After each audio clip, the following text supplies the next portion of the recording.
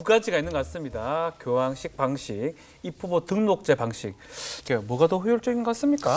저는 사실 이게 방식의 문제라기보다는 국회의장 같은 경우도 사실은 뭐 누구나 등록은 할 수 있다고는 되어 있지만 결국은 각 정당에서 정당 내 경선이나 혹은 정당 내에서 정리를 한 뒤에 최종 한 명만을 본회의에 상정을 해서 그거에 대한 투표를 하거든요. 맞습니다. 예. 사실은 방식만 틀릴 뿐이지 어떻게 보면은 합의에 의한 결국 교황식이라고 표현하는 건 뭐 교황식이라고 표현하는 게 맞는지는 모르겠지만 기본적으로 좀 의회 합의 정신을 좀 중시하자는 주인 거고요. 입후보 등록 후에 자율 투표하자는 거는 어떻게 보면 의회의 대의민주주의, 의회가 가지고 있는 대의성과 민주성을 좀 보장하자는 취지인데 저는 사실은 지금 모든 일들이 사실 더불어민주당 쪽에서 많이 일어나고 있는데 거기가 더불어민주당이 많으니까 그렇죠. 뭐 그건 그런데 이제 그 상황에서 이거 유독 이번 하반기에서 많이 벌어지고 있는 거는 지난 5월 달에 더불어민주당에서 각 시도당에 공문을 보냈습니다.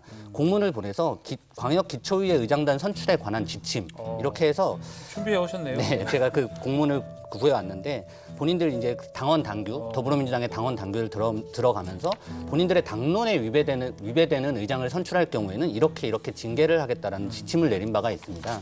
이런 지침과 또 기초의회나 광역의회에서 각 개별 의원들이 갖고 있는 어떤 이해관계가 같이 있기 때문에 그런 부분이 상충하는 과정에서 이런 일들이 일어나지 않았나. 조금 의아스러운 거는 네. 저 때는 저런 공문을 내려주지 않았었거든요. 예. 그런데 이번엔 저런 공문까지 내려줬는데도 이런 일이 내려줬는데 비일비재하게 일어난다는 게 내려줘서 참 그런 일이 생긴 거죠. 아이러니해요. 어떻게 보면 내려줘서 저는 그런 일이 생겼다고 생각합니다. 자, 기초의원 야합 논란 얘기를 하고 있는데 또 한편으로는 야합이 아니라 소신이다 이런 얘기도 있어요. 네요. 이거는 사실 아전 인수격 해석이라고 아하. 봐야 된다고 생각이 돼요. 왜냐하면은 의원총회를 통해서 이미 의장 내정자를 선출한 거 아니겠습니까? 그렇죠. 이거는 뭐 당론 이런 문제, 소신의 문제가 아니라 서로 합의해가지고 투표를 같이 참여한 거예요. 그러려면은 의총이라든지 가서 투표를 하지 말았어야죠. 다 가가지고 이미 자기 이름 다 쓰고 다 투표한 겁니다. 네. 해서 진 거예요.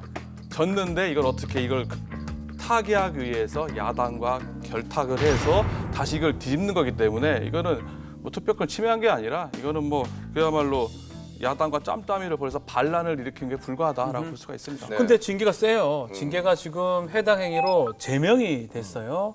제명하는 것 맞다고 보십니까? 초강수를 뒀다고 예. 볼 수가 있는데 저는 강도 높은 징계가 필요하다고 생각이 드는 제명이 것이 합당하다. 네, 지금 예. 여기 계신 분들 세 분 동네 구의원 지방선거 때 투표하셨으면은 투표하셨을 겁니다. 이름 혹시 기억나십니까? 그걸 기억해야 됩니까? 왜냐면 제가 무슨 말씀을 드리고 싶냐면 특히나 기초의원 같은 경우는 정당 투표로 그냥 선택을 할 가능성이 높습니다.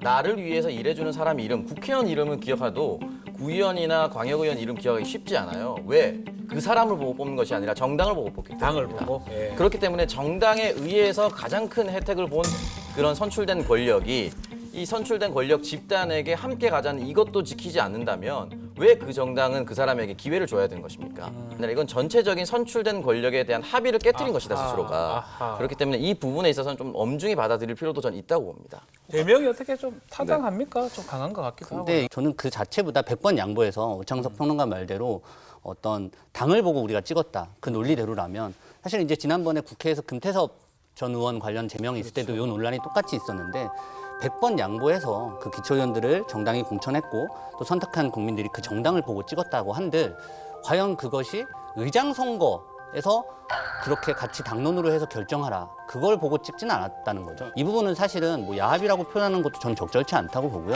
어떻게 보면 기초의회도 다 자율권으로 인해서 선출된 사람인데 그들의 자율권을 좀 너무 과하게 침해했다. 사실은 기초의회 자체를 너무 정당의 어떤 소유물로 보는 것이 아닌가. 그래요.